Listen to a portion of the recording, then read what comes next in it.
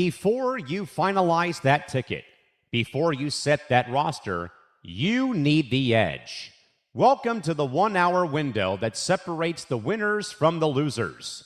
We're diving deep into the spreads, the over-unders, the value plays, and the sleepers you must start. Stop guessing and start winning. This is the Gridiron Gurus, providing the ultimate NFL advantage exclusively on the Empty the Bench Network.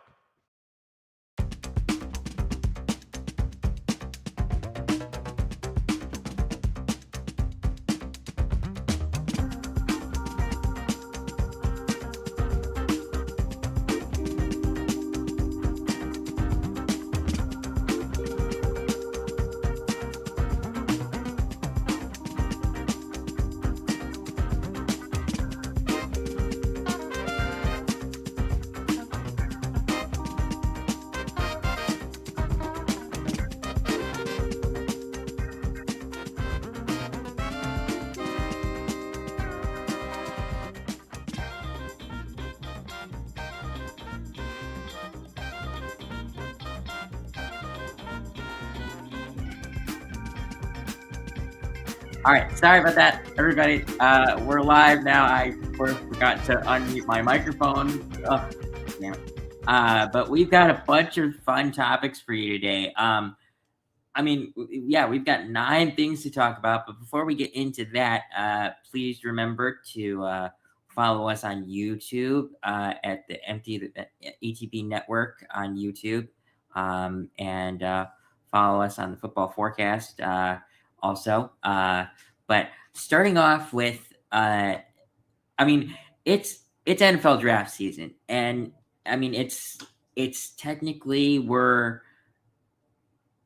24 days away from it, or 25 or 26, because there's 31 days in March. But we're gonna go over a couple of divisions for draft prospects, and we chose the AFC East and NFC East. But let's start into this, and I'll unmute you, Michael, so you can start talking. Actually, I can't. Never mind.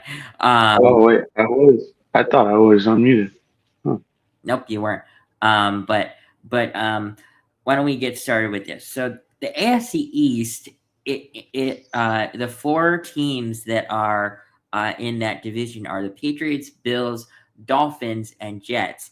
And actually, 2 of those 4 teams have 2 first-round draft picks. The Dolphins and Jets have 2 first-round draft picks. So the Dolphins have 11 and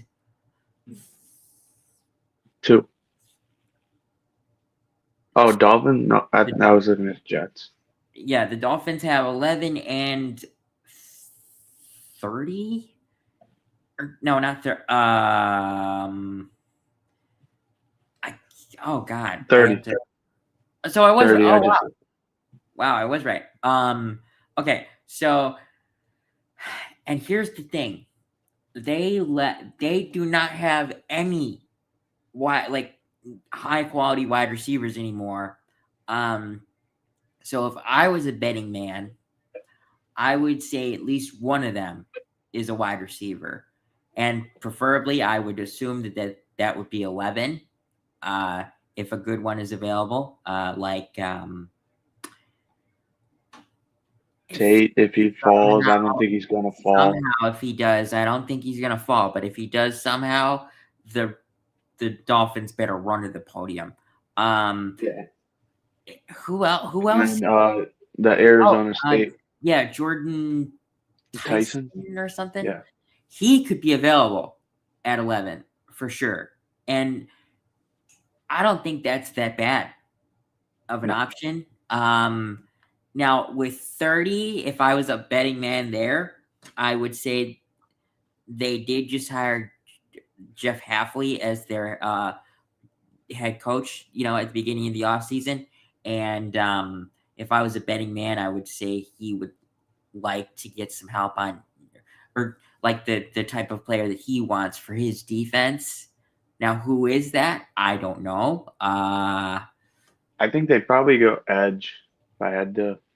Edge. be a So betting man. if I had to guess, I would say a guy like maybe like Malachi Lawrence from UCF or oh god, that's the only edge I can think of down that far. Because Sonny Styles won't make it that far. If he does, he's going top 5. if he does, that's insane. But again, like Michael Well, said, if he makes it to 30, then the Bears messed up. yes, I can agree with that. But I don't know what they do with 30, but I do think it will be on the defensive side of the ball. Now with the Jets, they have go everything. I think they go everything. They have 2 and 16. 16. Yep. Now my thing is if I were the Jets, I'd go offense, both first round draft picks. Now the question is, can they actually make something out of those offensive picks? Because it's the Jets. They've screwed up every draft pick they've made pretty much. I mean, they've had good picks. I mean, they picked Sauce. He was good, and then injuries happened. And then they traded him. He's not on anymore. And then Garrett Wilson was a great offensive pick. All right, great. Garrett Wilson. I will give you Garrett Wilson. Breece Hall's been a good pick for them. All right, yeah, that's a good one. But can you name anyone else besides those 2? They've been taking linemen. I don't think they take linemen. That's what they've been doing. I don't think they'll take linemen, but I would imagine that they, with 2, they probably will take a defensive player. Honestly, actually. Now, who is it? That's a good question. I mean, you could argue Arvell Reese. I could argue Sonny Styles. Styles had a great combine. Probably had a great pro day. I don't know, but they should also try to take an offensive player because they've got they've got Wilson, but besides Wilson, they don't have anyone to throw the ball to. Yeah, I think 16 they'll probably take a receiver. If I had to guess. Well, who is that? Because I would imagine that that Tate and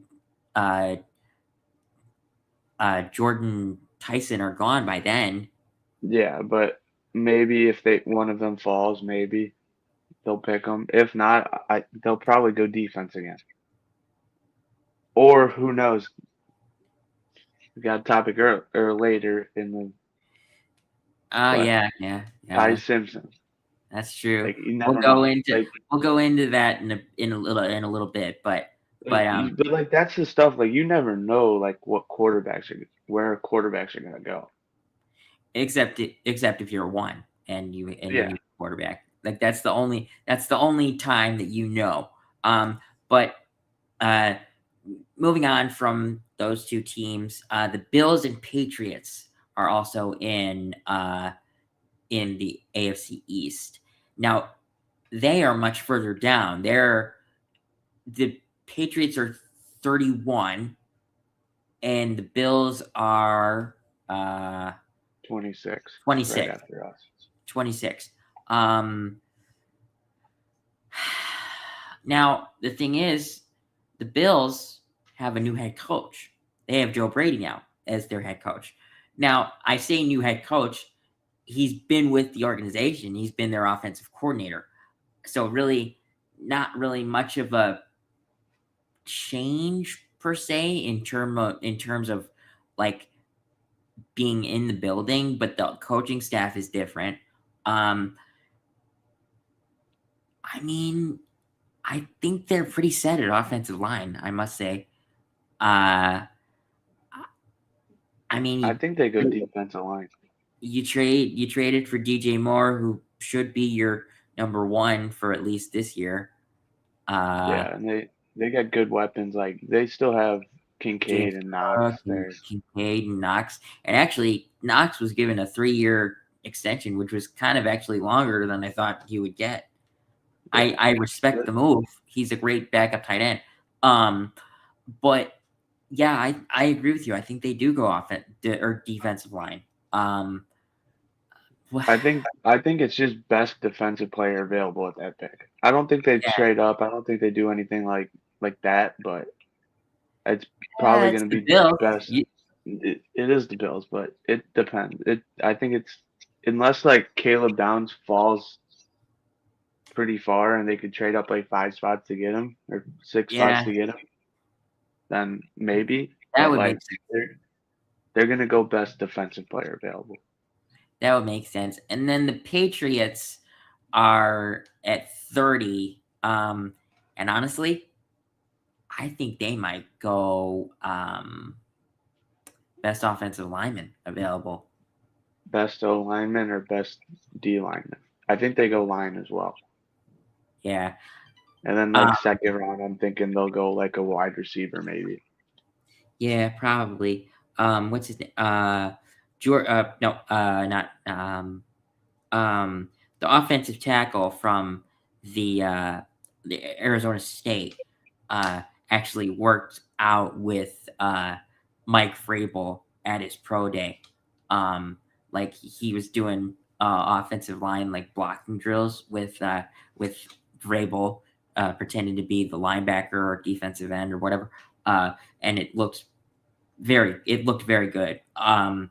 But yeah, I would imagine that they are on the offensive line or defensive line train as well. At 32, you just got to take the best player available, or go a position of need. But that's the thing, like the Patriots, I don't really know what they need. Like they've got good players at every position. I mean, they made the Super Bowl. Yeah, I mean they need a receiver, but we all have speculations that they're going to trade for AJ Brown. So, but I think that's going to be after the draft. Yeah, or during. They could just say it could be during. But wouldn't that be so funny? Because the last time that AJ Brown was traded, he was traded during the draft, and Mike Vrabel was his coach. Yeah. Now, Mike Vrabel was royally pissed off when they traded him, but that would just be so funny to have him back with Vrabel. But we don't know yet. That'll be in June, so in a couple months. That'll probably be June 1st, I guess. Not June 1st. It'll be early June. It'll probably be like, because his cap hit goes from like $40 million to $20 million post June 1st. So it has to be like June 2nd or something. Yeah, it'll be earliest June they could. Yeah. But going into the NFC East, the NFC East is the Eagles, the Cowboys, the Commanders, and the Giants. The Cowboys are another team that has 2 first-round draft picks. They have 12 and 20. Thanks to the Micah Parsons trade. Still really pissed off you traded him to the the Packers. But my wish came true. We didn't have to deal with him for a couple games because he tore his ACL. Sorry, I just have to always throw that in there. But let's start off with the Eagles. So the Eagles are slotted in at 23. 23. And Michael and I were talking about it before the show started, but I actually agree with him. Lane Johnson is probably going to retire at the end of this upcoming season. So I could totally see them taking an offensive tackle to get his like eventual replacement. And hey, if you get to learn from Lane Johnson for a year, you're going to be a great player. I mean, you're not going to get mad at that.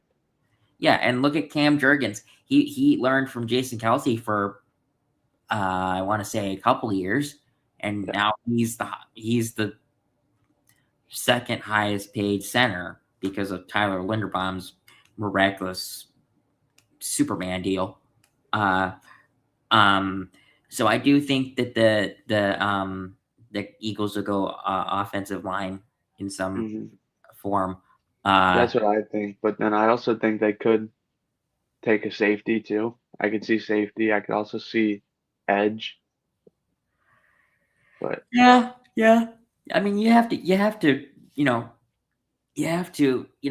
explore all positions. I mean, everyone when they're within their draft pick range, they have like a pool of like 5 or 6 players that they are happy taking, and it's not up to the fans, otherwise this would be called the fan run NFL, or whatever that stupid league is called. I can't remember what that league is called. But going into the next team, the Cowboys, they have 2 first-round draft picks, like I said, 12 and 20. And I think they're going straight defense. I think they're going straight defense, both picks. Really? What positions do you think they target? I think they're going corner at 12, and then D-line, edge or D tackle. Wow, you're saying a lot of D-line for teams that are right before us. Yeah, I know it's stupid, but I think everyone needs D-line. Well, I can agree with you. I mean, it makes sense. There's only a couple teams that don't need D-line. Yeah. I mean, it's pretty obvious the Commanders need D-line, but they don't have a second first-round draft pick. Yeah. No, and they have, I mean, they're not in the NFC East, but they have 7, so it's, they'll get a good player regardless of what. I do think the Cowboys do take a corner in one of these spots. It makes sense. And then so after that, the Commanders, they have 7. Wow, that's fitting. I just said the Commanders about the Commanders. I mean, if somehow he makes it past the top 5, I think this might be a place where Caleb Downs goes. I think the same way with Jeremiah Love too. I think this would be a spot where he'll go to. Like that's like max. Like his biggest fall. Like Jeremiah Love will be either from 4 to 7.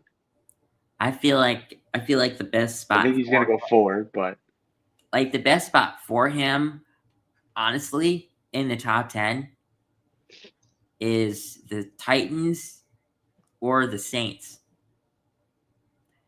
Because I can't. I mean, now with the issues with Cam Scatterboo, maybe I still don't think they'll take one. But the Browns, he won't go to the Browns because they got Junkins, even though he's got legal trouble. The Commanders, I don't think they necessarily need to take a running back. I mean, they only have Bill. Yeah. Whatever his name is. So I guess they could, but I just feel like the best place would be the Titans or the Saints in those 4 picks. I also do see the Commanders taking Tate if he falls. I think this is like the spot where Tate will go.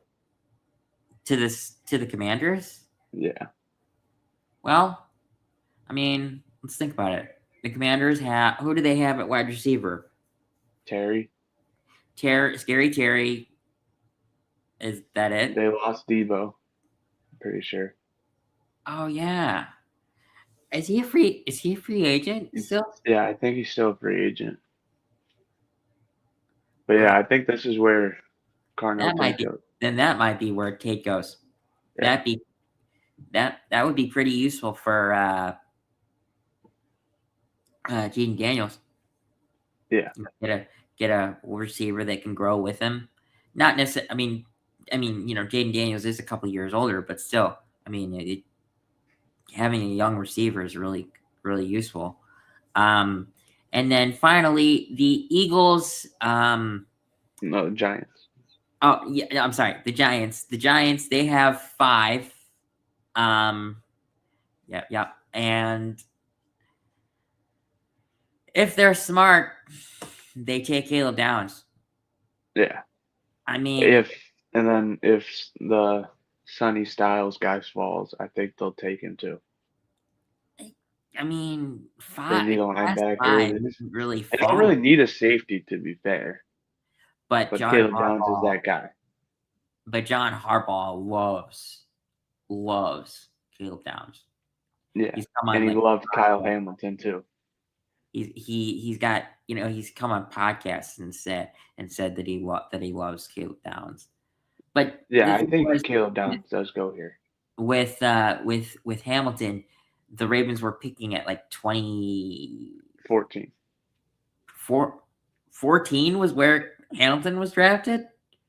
Yeah. Are you sure? Yeah. Oh wow. I thought that Hamilton was later than that. But I guess I'm a little. I remember that year I had Hamilton going in the top 10 in my mock draft. Wow. Okay. Well, yeah. I mean, he went top 15, so that's pretty good. Yeah. I mean, it's always fun for the NFL during the NFL draft season. At the end of March, the beginning of April, because everyone starts to do their mock drafts.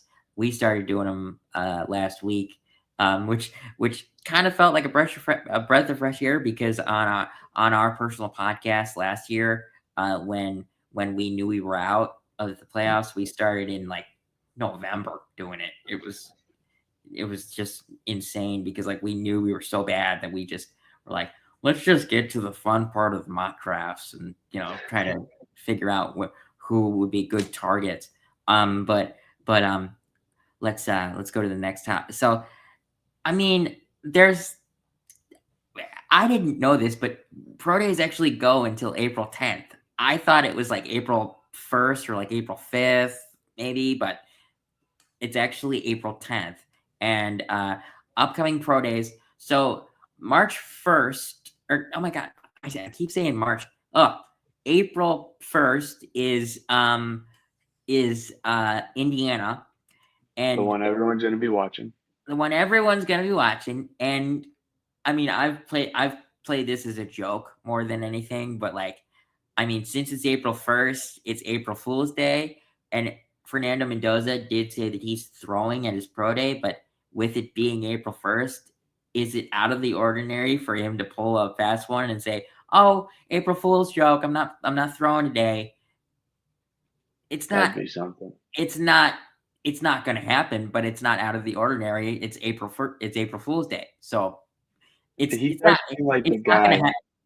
going to happen. But he does seem like the guy who would do it, though. He does seem like the guy who would do it. I think that would be funny. And then April 3rd is Montana University, and April 10th is Towson University or Towson University. I don't know either of those ones that I just mentioned. And also, since today is March 29th, March 30th is Tennessee State University, but I don't know how many prospects actually get drafted from there, off the top of my head. But not really much to talk about in terms of upcoming pro days, because the biggest one is April 1st, Indiana. Not only does Fernando Mendoza probably showcase his talents there, but also, guys like Omar Cooper or any guy that he threw the ball to last year, might want to just participate in his pro day to show off, their talents, even if they're a junior or a sophomore that doesn't, isn't able to, come out until next year. But, next year is going to be really telling on their talent because I'm going to say that Fernando Mendoza just elevated their talent a little bit because of his throwing ability. But, Michael, do you got anything to say about these? No, not really.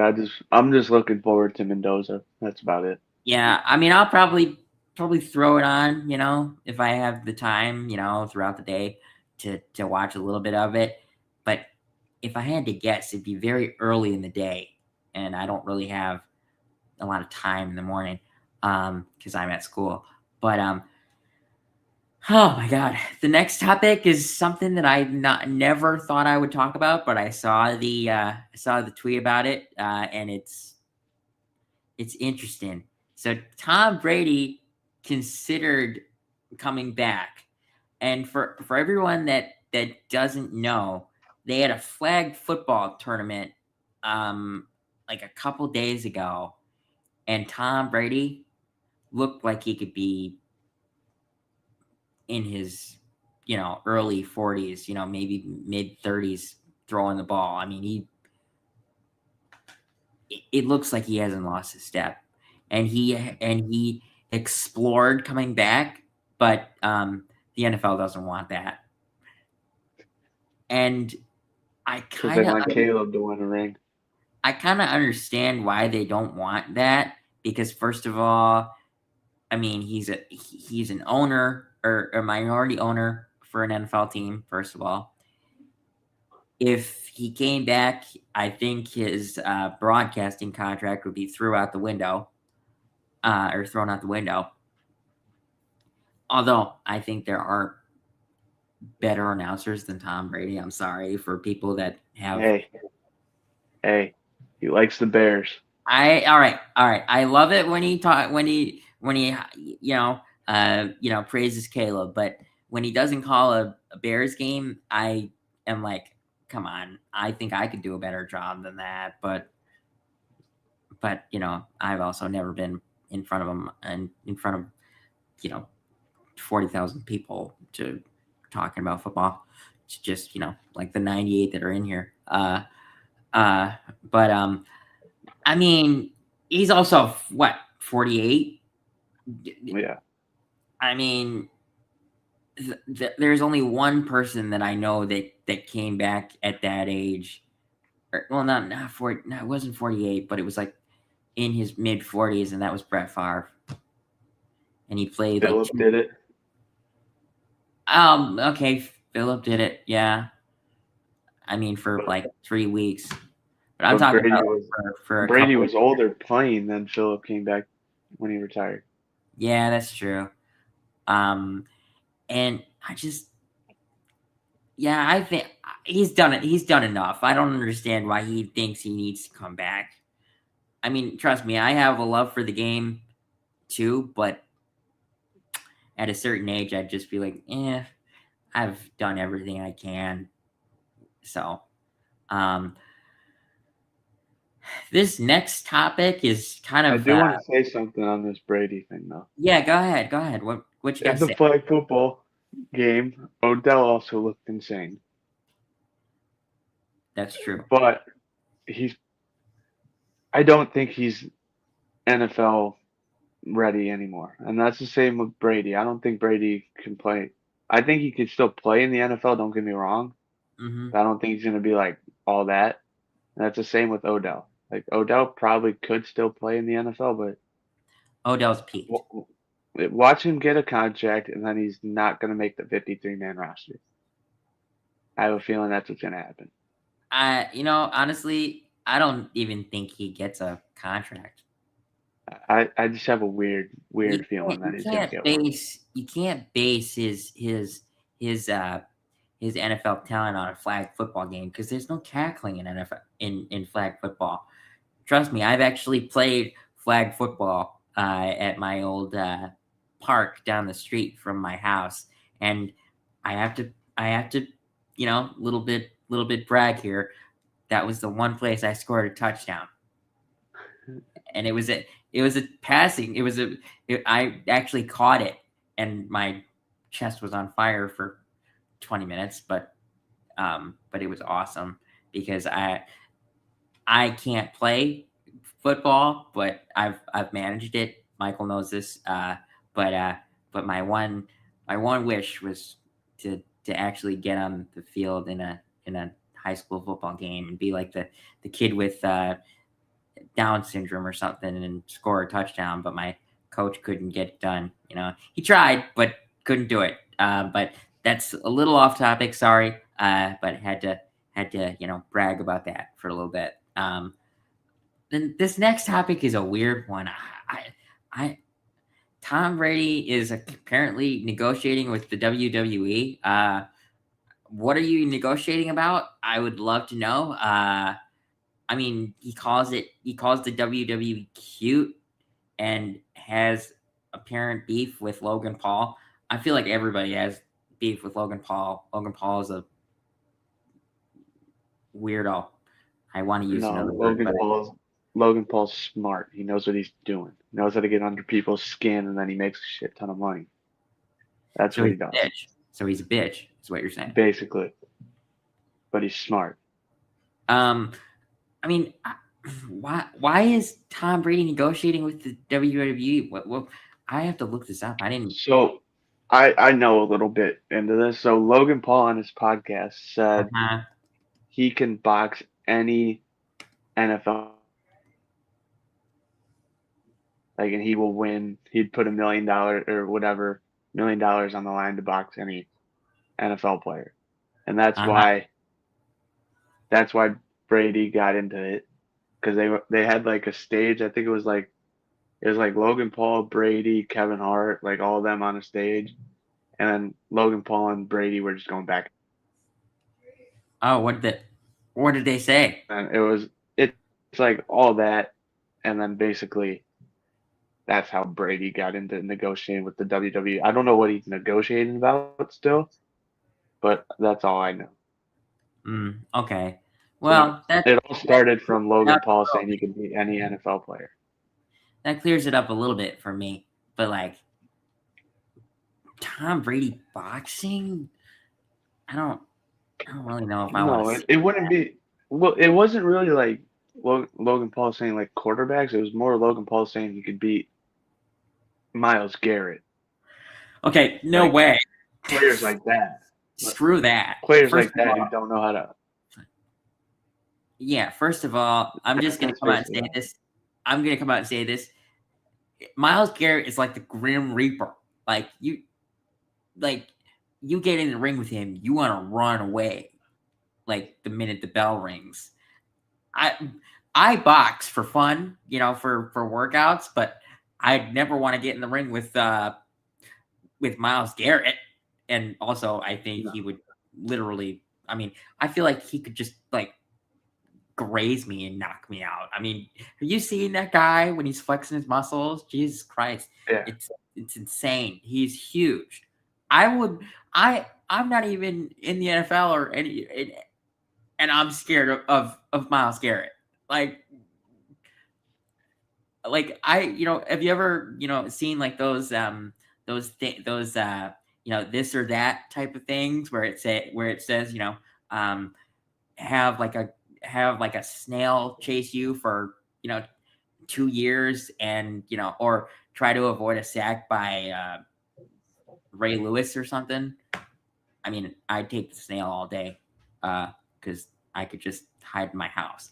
But anyway, like I would not want to get anywhere near Myles Garrett. No.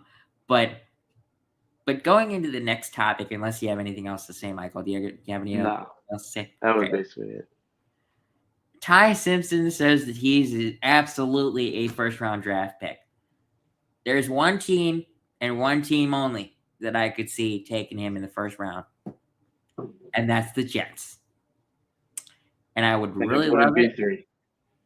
I would really love it if Nick was here, because I would love to hear his thoughts on this. But here's the thing. Ty Simpson says he's an absolutely first-round draft pick. I have one little adjustment to this. You would absolutely be a first-round draft pick if your coach was Nick Saban. Nick Saban is not your coach anymore. Or he wasn't your coach at all. So you're not, unless the Jets draft you, you're not a first-round draft pick. I'm sorry. Now there is a scenario where I'm totally wrong about this, and a team that has an injury-prone quarterback like Tua or Michael Penix. But no, they can't take him in the first round because they don't have a first-round pick. And then he's not like Ty Simpson's not good enough to go 2 or 3. Like the Cardinals could use a quarterback, and the Jets. And the Jets. I mean, the Jets could take him. They have 14, right, or 16? 16. They could take him there. I don't think they will. When you can get him early second. And the Jets literally have 33. I think 33 or whatever. Yeah. Whatever draft. So I mean, it's basically a first round pick. Take him there and be fine. But I am also going to say this: I would not advise the Jets to take a quarterback at all because next year's draft looks a lot better than this one. Yeah. A lot. I mean, what are your thoughts on this, Michael? I mean, I was just curious what his stats were. So he had 3,500 yards, so he was 11th in passing yards, 28 touchdowns, so he was tied for 12th. 5 interceptions, which is good. 28-5 is a very good ratio, especially for SEC football. Mm-hmm. Okay. And then a QBR of 76, which is average. So I mean, he's not terrible. Like, don't get me wrong, he's not a first round pick. Right. Like, he's kind of like how JJ McCarthy is. Like, JJ McCarthy was never a first round pick, but they took him. But he was riding high on the national championship, and exactly. But it's that's a different story. Like you said, if Nick Saban was still his head coach, probably. Yeah, I mean, but also there's another contingency about Alabama players. Majority of Alabama players were drafted by Bill Belichick. Bill Belichick and Nick Saban have a relationship. They've coached together, so they kind of like it's kind of like a trade-off, really. Now Bill Belichick is now the head coach of the North Carolina Tar Heels. I don't know why he thought it would be a good idea to go to college. It is so much harder to recruit in college than the NFL, because the NFL, when a team drafts you, you pretty much have to play for them. Besides Eli Manning and Ben Roethlisberger, you basically have to play for the team that drafts you. Alabama's not a QB school. Alabama is more like an edge school or like a wide receiver school. Yeah, I don't think it's wide receiver U per se, but no. I think running backs too. I think wide receiver U is LSU. If I'm being honest, I think it's been Ohio State recently, but it's Ohio State or LSU. It's one of those two. But like Alabama, you're looking for everything other than quarterback there. Because if you think about it, it's just been Bryce Young recently. Yeah, and that's also the case for Ohio State. You're looking for everything else besides a quarterback at Ohio State, and we know that pretty well because we did take one from Ohio State for a trial, but it didn't work. Now, hopefully, we have our answer with the guy behind me. That's Caleb Williams and Roma Dunze. If anyone doesn't know what that green screen is, sorry, I'm kind of blocking Rome's face, but I can't get exactly in the middle here. But going into the next topic, because we kind of went on a little rant for that. DeMar Hamlin re-signs a 1-year deal with the Buffalo Bills, and I love this. I love this for him because 3 years ago he was dead on the field for like 10 minutes or however long it was. And actually, I remember what I was doing when that game happened, when that actually transpired. I was at my aunt and uncle's house, hanging out with my aunt and uncle, and I would check the score periodically on my ESPN app because fantasy football was going on, and nothing was happening. I'm like, is there a rain delay? Like, what's going on here? And then finally, there's someone on Twitter comes up and said, this game has been postponed because DeMar Hamlin is dead or was revived on the field. And I'm like, holy crap. Like, that's wow. I remember that game. I was watching that game. I was in the Super Bowl in fantasy. I had Joe Burrow and T. Higgins. And they were going crazy. And I was down I needed 70 from them. I wasn't going to win, but there was a small shot. Hey, you were in the Super Bowl. Yeah, there was a small shot, but I was watching the game and I saw the play happen. It was freak injury. But, I mean, DeMar Hamlin re-signing is good for them.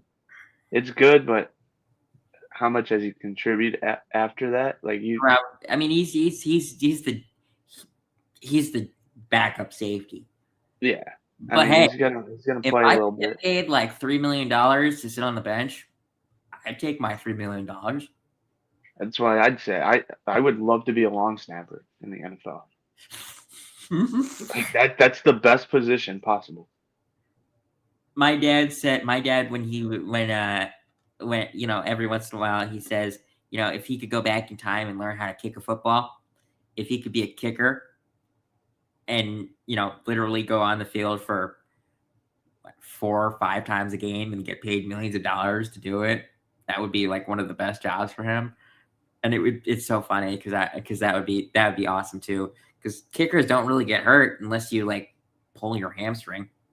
Yeah, I mean, I would love to be if I can go back and just practice long snapping, I would do that 100%. You don't get hit. You don't get hit, and then you're on the field maybe 3 times a game, maybe 2-3 times a game. That's it. That's literally it. I mean, the long snapper is on field goal, so you'd probably be on the field for maybe 5 to 7 plays. Okay, I snap the ball 5-7 plays and get $1 million. Yeah, right, exactly. Give me that all day. All day, man, all day. Now this one I didn't do research on, but apparently the Florida Attorney General wants the NFL to to get rid of the Rooney Rule. And for the people that don't know what the Rooney Rule is all NFL franchises have to interview at least 2 external candidates that are minority candidates for their head coach job or general manager job.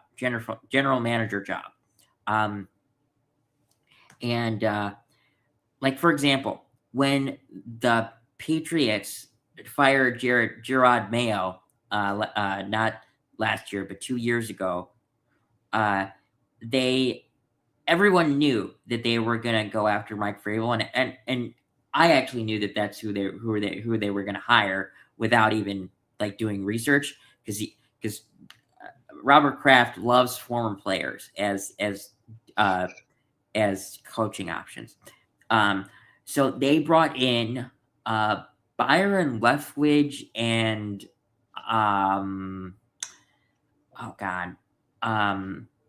and someone else that was a minority candidate. But you know how usually at the end of a interview, the teams tweet out, "We've completed an interview with so and so." The Patriots tweeted out that we've completed interviews with Byron Leftwich and whoever the other candidate was, but they were both black, and they didn't get their they usually the candidate gets its own tweet. They did it in the same tweet. It was both of them. It literally said, "We've completed in-person interviews with both of these candidates for head coach," and then a couple days later, it was Mike Vrabel. It was announced for the Patriots. It made no sense. Everyone knew that that was where Vrabel was going to go, even though Vrabel took interviews elsewhere. Everyone knew that that's where he was going to go. Yeah, I mean, I've lived in Florida. I went to college in Florida. I think Florida is just it's not part of the United States. I think it's a different state or a different country, personally. I don't know if you've been to Florida. I think it's a different. There's no laws there. I swear, there's no laws in Florida. I think it's a completely different country, but it is part of the United States. But that's why I think I'm not surprised that the Florida Attorney General said this.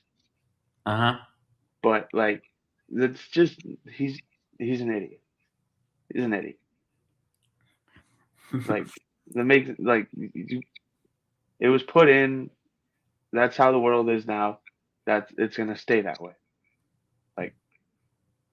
Who knows? They could be the best candidate. Yeah. So I think it's stupid. Yeah, but going into our last topic, and I'm actually surprised that we've got plenty of time to talk about this, because I actually said that we needed a little more time with all the topics we had, but we've got plenty of time to talk about this. So Caleb Williams, the Bears' respected quarterback, is kind of in a legal battle right now because he has been called Iceman, which I have to say is a killer nickname. But here's the problem. There's already an Iceman in the world. But actually, it's funny. I saved a tweet by someone on Twitter that I'm gonna read aloud right now, and it's I gotta pull it up. I didn't. Here it is. So it's from at the Real Burns 3. I'm sure, Michael, you know who that is, or do you know who that is? Yeah. Okay. So he tweets out, "Can we please just shut up about this Iceman thing?" In the next two words are in all caps, so I'm gonna try to emphasize them being in caps. A lot of people, including the official NFL, called him Iceman during the season. So he tried to trademark it to be smart and make a couple of bucks. During the season, not a soul brought up George Gervin until a few days ago. I mean, I respect that there is, someone else that has been called that, but when Question. I know you're not a big basketball guy. Do you know who George Gervin is? No, I don't. San Antonio Spurs. I think he played 15 plus seasons, multiple time All-Star. He's insane. He was insane at basketball. So he was the true Iceman. That was his nickname when he came into the league. Stuff like that. I think he played in the 70s, 80s. That was his nickname. But yeah, so you want to hear it's funny? His last year, he was with the Chicago Bulls in 85-86. Yeah. I mean, and he played 25 minutes a game and still had 16.2 points in his last season as an NBA player. And I forget to say, I'm 99% sure he's a Hall of Famer, and was on the top 75 list. Let me look up if he was a Hall of Famer. I think he is. But I love Caleb. Don't get me wrong. Yeah, he is in the Hall of Fame. Don't get me wrong. Love Caleb. You can't trademark this name. You can use it. You can't trademark it. That's too George late. Gervin. Yeah, way too late. All right, that kind of love sucks. Caleb. That kind of sucks because I would love it if Caleb could trademark this. Now, however, I am going to say this: I will be calling him Iceman from now on until he until he fails next season at a comeback. I'm calling him Iceman, and even if he does fail, I'm still calling him Iceman because that will be like the first or second time that he's failed to come back. So, yeah, I mean, I'm still calling him Iceman. He just can't trademark it. Yeah, I mean, it is smart. It is smart to want to be paid for when people call you that. But if there's already a guy that's technically trademarked it, you can't do it. No, it's just too late. Man, I wish I knew who that was. And actually, this is wrong. This name is wrong. It's Gervin, not Irvin. George Gervin. Yeah, I don't know. I don't know how to say it.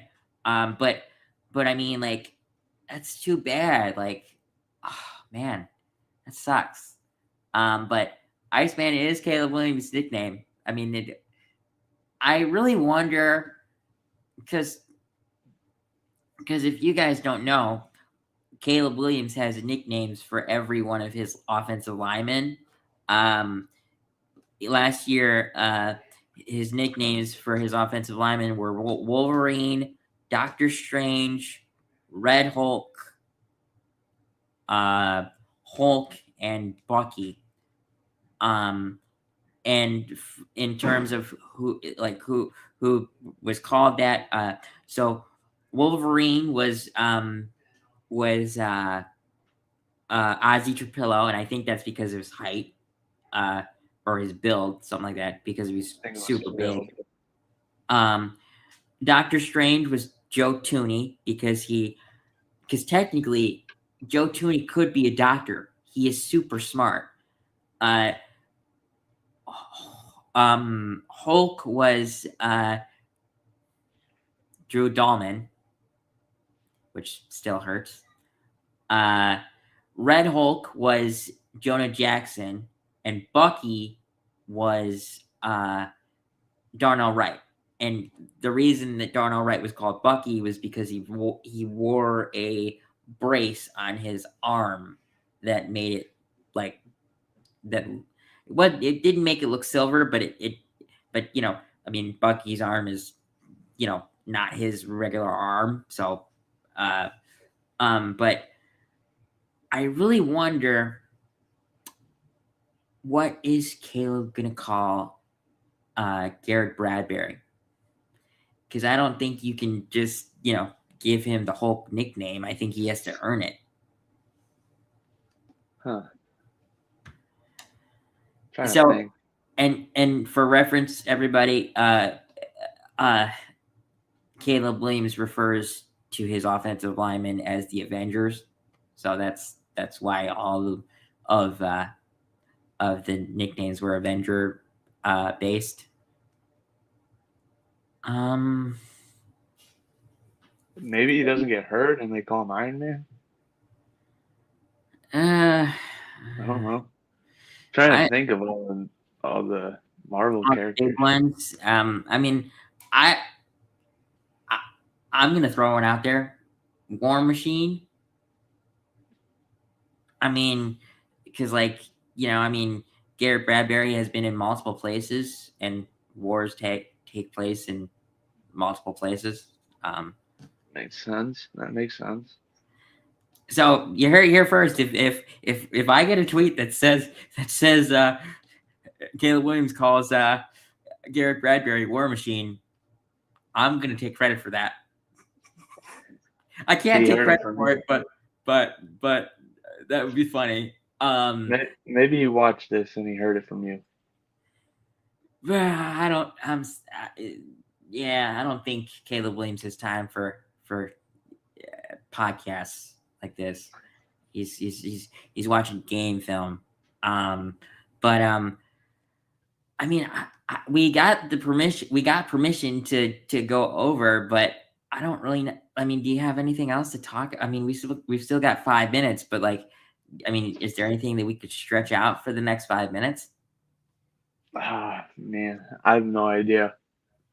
I I do know that we're doing those draft predictions. We're going by divisions.